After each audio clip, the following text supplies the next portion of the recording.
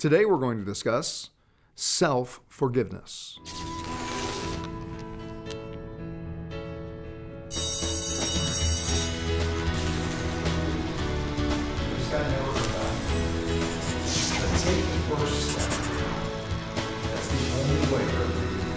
In last week's episode, we talked about how to forgive. And we thought a good follow-up would be self-forgiveness. I think that's a big hurdle that many people have. I know that I did. One of the reasons I had such a challenge with it was that when people would first talk to me about forgiveness, when I started on my journey of improvement, I automatically associated it to the idea that I had been given growing up from religious input. That was forgiveness was something that you had to ask for, earn, and then be granted by someone or something outside of yourself. The concept of self-forgiveness, especially because of it being religious definition, was that if I messed up and there was something I was carrying guilt or shame for, God was going to have to forgive me for that. I still needed to earn that external acknowledgement that it was okay. Early in sobriety, I was asked to make a list of people who I had harmed and then become willing to make amends to them, reparations to them for what I had done. And to me, part of that process was about asking them for forgiveness. With my old definition, that was a very scary process for me, because sometimes you would approach these people and apologize for what you'd done, and they would grant you that forgiveness. And other times they wouldn't. They would be angry. And I don't know whether somebody else taught me this or whether it was just something I learned. But what I found was, by learning to change my definition of forgiveness and forgive myself first, it made approaching them a lot easier. So first, changing the definition of forgiveness came down to recognizing that forgiveness is a perception of an event that happened. If I'm carrying guilt or shame for something, I have one perception of what happened, and that's the thing that I'm associating all this negative energy, this negative association to. Sometimes whatever happened was just the result of most times, what happened was just the result of a bad choice, a bad decision. For me, sometimes those bad choices and bad decisions were fueled by the fact that I was wasted. And other times, they were just bad decisions. When I acknowledge that I made a bad choice, I then can accept responsibility for it. I can be accountable for it. I can say, okay, you know what? In this instance, I hurt somebody, I wronged somebody, and I need to go to them and say, you know what, when I did X, I was wrong, and I'm sorry.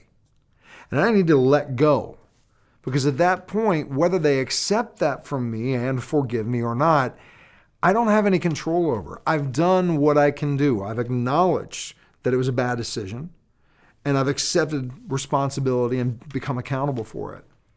And then after I let go of it, I'm able to move forward. Again, letting go of it means I'm not carrying the guilt and the shame anymore.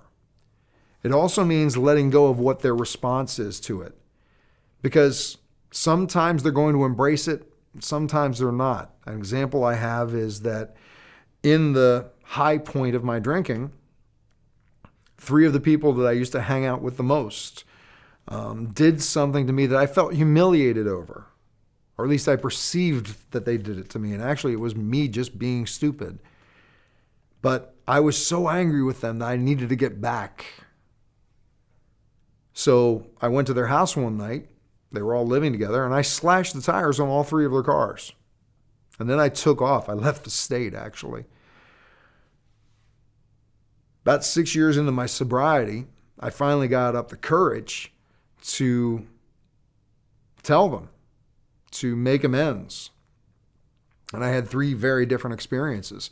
The very first person that I went to, I told him what I had done, and he kind of laughed it off. He told me he already knew it.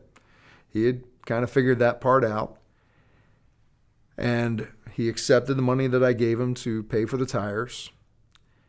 Second guy that I went to was actually much more compassionate, much more forgiving. And I kind of thought he would be the one that would really freak out on me the most.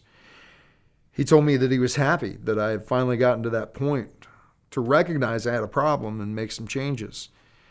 He was also happy that I was man enough to come to him and to tell him what I had done. And he didn't want to accept the money to pay for the tires, but I told him, it was part of what I needed to do. This is what I had to do for myself to move forward.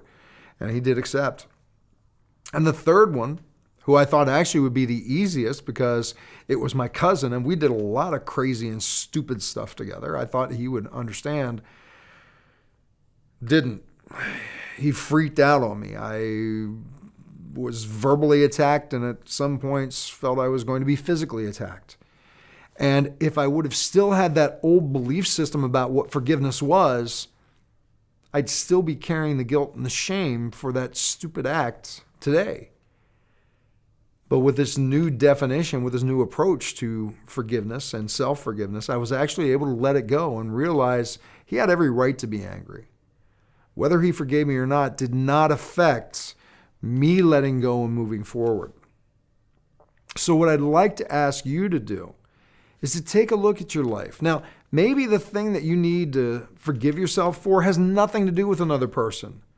Maybe it has to do with yourself. And I mean that in the sense of a commitment that you've broken to yourself, a goal that you set for yourself that you not only didn't achieve, you did something totally counter to achieving it.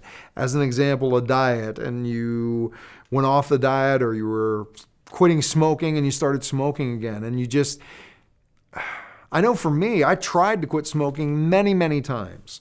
And when I would start smoking again, I would beat myself up. You have to forgive yourself for that, because the choices that you made in the past are not going to determine who you become in the future unless you allow them to. So again, think of something that you feel shame or guilt for that you need to forgive yourself for. And first off, acknowledge it was simply a bad decision. Whatever the stimulus was, it was just a bad choice. Secondly, accept accountability for it. If there's something that you need to do to make amends for it, whether it's to somebody else or even to yourself, accept that responsibility. Third, let it go. Just let it go. You have the choice of whether you're going to carry that guilt and that shame forward from here, or you can say, you know what, enough. It was a bad choice. I'm standing up. I'm being accountable. Let's go forward. And that's the fourth step. Fourth step is to move forward. Become who you desire to be, who you deserve to be. The only way you can do that is through self-forgiveness. So I look forward to hearing the results that you get, the way you apply this. Maybe you can share some other approaches to self-forgiveness that I can use or I can share with others. Look forward to your feedback. I look forward to connecting soon. Take care. For a transcription of the video you just watched, more videos, and related articles, visit yourdailylifecoach.com. To comment on this video, select Discussion Forums on any page of our website.